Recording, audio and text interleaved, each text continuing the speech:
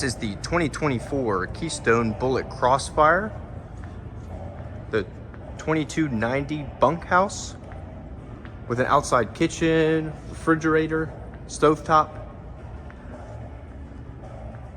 cargo door in the rear. This is under 30 feet, under 6,000 pounds, with tankless hot water. This is a new floor plan for Keystone. Nice pocket doors for a large bedroom, very open entryway with plenty of overhead storage, nightstands, outlets.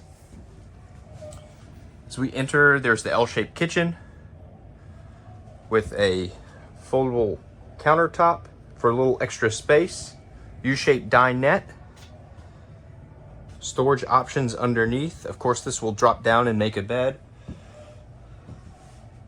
All of the appliances, microwave, 3-burner stove, and oven.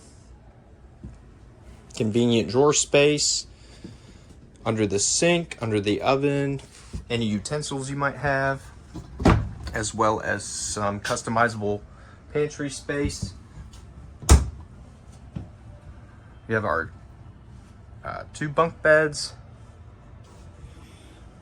and of course this will fall down and make an extra bed.